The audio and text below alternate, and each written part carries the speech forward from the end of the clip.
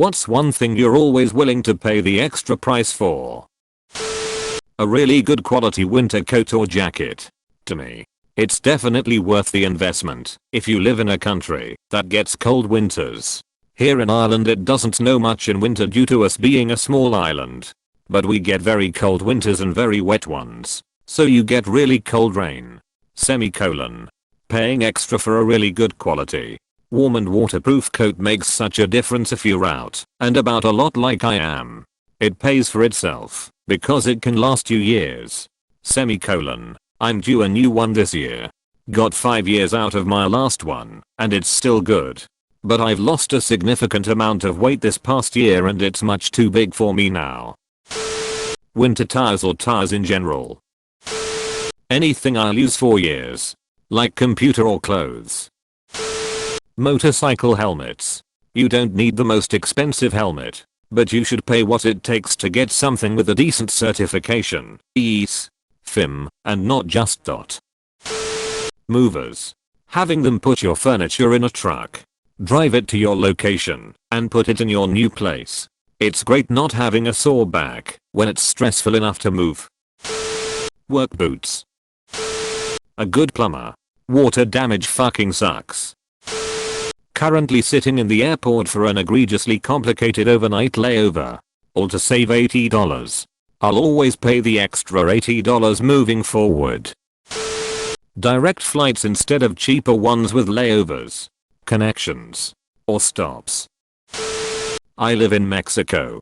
The national cinema chain, Cinépolis, often has 2 whole movie houses in each location. One is your standard, run-of-the-mill movie theater with 30 rows of stadium seating, while the other theater is Cinépolis VIP, which features reclining leather seats, USB charging ports, heated seats, around 30 seats total, and table service, food, and alcohol. Reminds me of Alamo Drafthouse cinemas in the USA. But these are nicer in my opinion.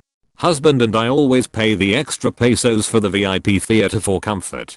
Plus there are rarely issues with other patrons who also pay for the VIP theater. Quiet people who really want to see the movie and won't be chatting or constantly getting out of their seats through the entire movie. The price difference between the 2 theaters really isn't that much, so it's a small thing we always pay for.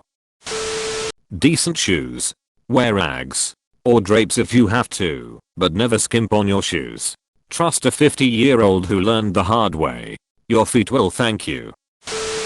Good pots and pans. Like real heavy duty stuff. I've got some pretty decent stainless steel. But by far my favorites are always my Le Creuset stuff. I only have 4 pieces and I always found them on sale. I just make jambalaya in my Dutch oven last night. She was tasty. Headphones. Never going back to anything cheap. Hobby supplies. Every hobby I've ever tried has some real dogshit entry level gear that most people either buy and grow out of really fast or don't realize their potential particularly quickly and lose interest.